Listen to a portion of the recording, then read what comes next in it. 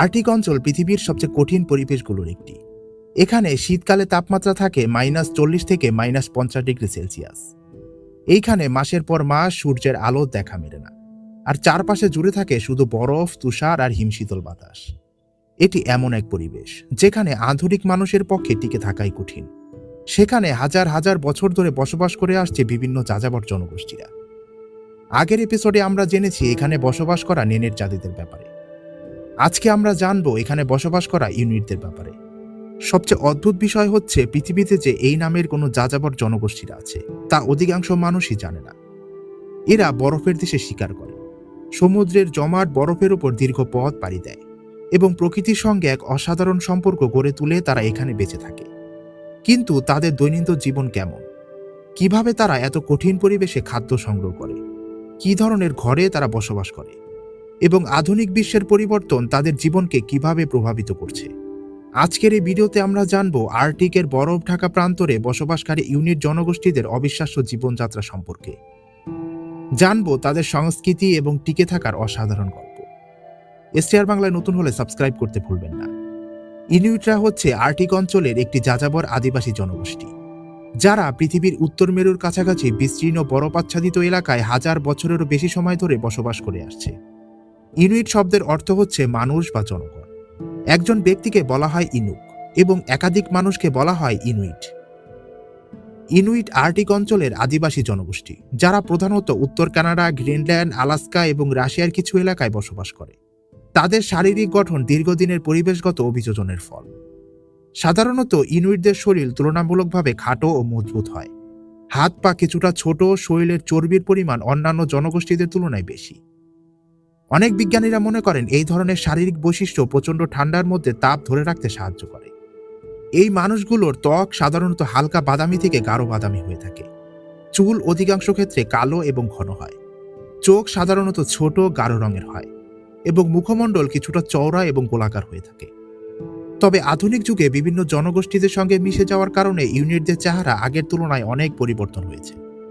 বর্তমান বিশ্বে প্রায় 1,80,000-এরও বেশি ইউনিটরা রয়েছে, যারা উত্তর কানাডা, গ্রিনল্যান্ড, আলাস্কা এবং রাশিয়ার কিছু আর্কটিক অঞ্চলে বসবাস করে। এর মধ্যে শুধু গ্রিনল্যান্ডেই প্রায় 56,000 ইউনিটরা রয়েছে, যা দেশের মোট জনসংখ্যার প্রায় 88%। অনেক বছর ধরে ইউরোপীয় অভিযাত্রী ও বহিরাগতরা এই ইউনিটদের এস্কিমো বলে ডাকত। একসময় ধারণা করা হতো এস্কিমো শব্দের অর্থ হচ্ছে কাঁচা মাংস খাওয়া মানুষ। এই কারণে শব্দটি অনেকের কাছে অবমাননাকর বলে মনে হয়। তবে আধুনিক ভাষাবিজ্ঞানীদের মতে শব্দটি উত্তর আমেরিকার আল কুইনাইন ভাষা থেকে এসেছে, যার অর্থ হচ্ছে তুষার জুতার জাল বুনে এমন মানুষ। যদিও শব্দটির প্রকৃত অর্থ নিয়ে রয়েছে বিতর্ক, তবুও কানাডা ও গ্রিনল্যান্ডের অধিকাংশ ইউনিট বর্তমানে এস্কিমো শব্দটি ব্যবহার করতে পছন্দ করেন না। তারা মনে করেন এটি বহিরাগতদের দেওয়া একটি নাম, যা তাদের নিজস্ব পরিচয়কে সঠিকভাবে প্রকাশ করে না। তাই বর্তমানে কানাডা ও গ্রিনল্যান্ডে সরকারি নথি, শিক্ষা ব্যবস্থা এবং গণমাধ্যমে ইউনিট শব্দটি বেশি ব্যবহৃত হয়। তবে আলাস্কার পরিস্থিতি কিছুটা ভিন্ন। এখানে ইউনিটদের পাশাপাশি ইউপিক নামের আরও একটি জনগোষ্ঠী বসবাস করে। এই কারণে আলাস্কার কিছু অঞ্চলে এস্কিমো শব্দটি এখনও বিশেষভাবে পরিচিত।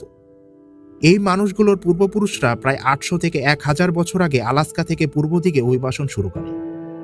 তারা ছিল থুলে সংস্কৃতির উত্তরসূরি। ইতিহাসবিদদের মতে থুলে সংস্কৃতি খ্রিস্টীয় 1100 সালের দিকে বর্তমান কানাডা এবং পরে গ্রিনল্যান্ডে পৌঁছে যায়। তাদের বসবাসের অঞ্চল পৃথিবীর সবচেয়ে কঠিন পরিবেশগুলোর একটি। শীতকালে অনেক এলাকায় তাপমাত্রা -40 থেকে -50 ডিগ্রি সেলসিয়াস পর্যন্ত নেমে যায়। কিছু কিছু অঞ্চলে 365 দিনই বরফ জমে থাকে। এই প্রতিকূল পরিবেশে টিকে থাকার জন্য এই মানুষগুলো প্রকৃতির সঙ্গে অসাধারণভাবে খাপ খাইয়ে নিয়েছে। আর্কটিকের কঠিন পরিবেশে ইউনিট পরিবার এখনও শিকার ও মাছ ধরার সঙ্গে ওতপ্রোতভাবে জড়িত। তাদের প্রধান শিকারের মধ্যে রয়েছে সিল, ওয়ারলাস, তিমি, ক্যারিবু, আর্কটিক খরগোশ এবং বিভিন্ন প্রজাতির মাছ। এর মধ্যে সিল তাদের জন্য সবচেয়ে গুরুত্বপূর্ণ প্রাণী, কারণ একটি সিল থেকে তারা মাংস, চর্বি এবং চামড়া পায়, যা আর্কটিক মানুষের দৈনন্দিন জীবনে অনেক কাজে লাগে। আর্কটিকে সাধারণত কয়েক প্রজাতির সিল পাওয়া যায়, যার মধ্যে রয়েছে রিং সিল, বিয়ার্ডের সিল, হার্প সিল এবং হুডের সিল।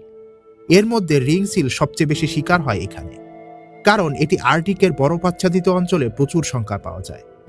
একটি পূর্ণবয়স্ক রিং সিলের ওজন সাধারণত 50 থেকে 70 কিলোগ্রাম হয়। ইনুইটরা আর্কটিক অঞ্চলের কঠিন পরিবেশে হাজার হাজার বছর ধরে এই সিল শিকার করে বেঁচে আছে। সিল ছিল তাদের জীবনের অন্যতম গুরুত্বপূর্ণ প্রাণী, কারণ সিলের মাংস ছিল খাবার, চর্বি ছিল জ্বালানি এবং চামড়া দিয়ে তারা পোশাক, জুতা এবং নৌকা তৈরি করত।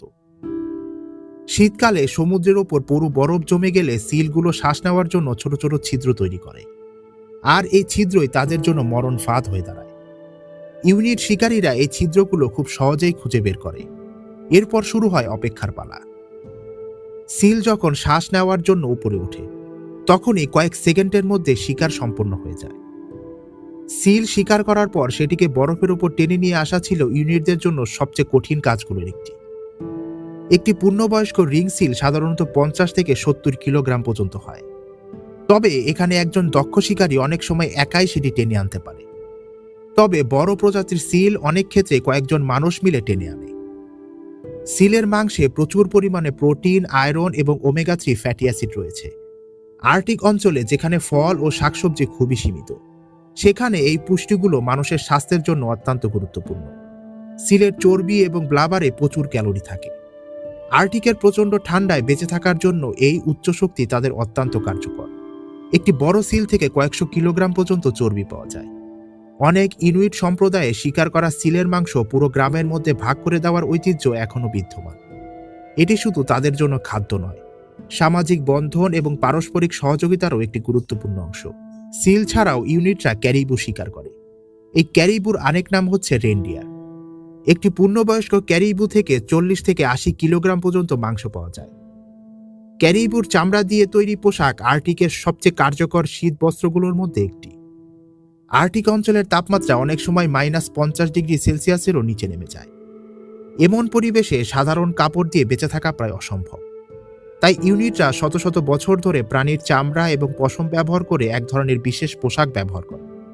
তাদের পোশাক তৈরির প্রধান উপাদান হচ্ছে ক্যারিবু, সিল এবং মেরু ভাল্লুকের চামড়া। তবে ক্যারিবু বা রেইনডিয়ারের চামড়া সবচেয়ে মূল্যবান বলে বিবেচিত হয়, কারণ এর পশমের ভেতরে অসংখ্য ক্ষুদ্র বায়ুথলি থাকে, যা শরীরের তাপ ধরে রাখতে অত্যন্ত কার্যকর। পোশাক তৈরির কাজ সাধারণত মহিলারাই করে। তারা বিশেষ ধরনের হাড়ের সূচ ব্যবহার করে চামড়া সেলাই করে। ইউনিটদের প্রায় যাযাবর মানুষ বলা হয়। এর কারণ অতীতে তারা সারা বছর একটি স্থানে বসবাস করত না। খাদ্য সংগ্রহ এবং প্রাণীর চলাচলের উপর নির্ভর করে তারা এক এলাকা থেকে অন্য এলাকায় স্থানান্তরিত হয়। বিশেষ করে সিল, রেনডিয়ার, মাছ এবং তিমির অবস্থানের পরিবর্তনের সঙ্গে সঙ্গে তাদেরও চলাফেরার পরিবর্তন হয়।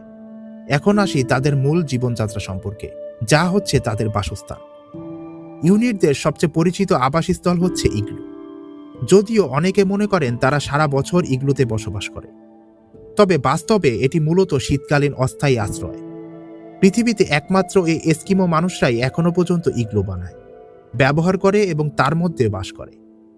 ইগলু তৈরির জন্য তারা শক্ত এবং চাপা বরফ ব্যবহার করে। নরম তুষার দিয়ে ইগলু তৈরি করা সম্ভব নয়। ইগলু তৈরি করার প্রথম ধাপ হচ্ছে বরফকে বড় বড় আয়তাকার ব্লকে কাটা।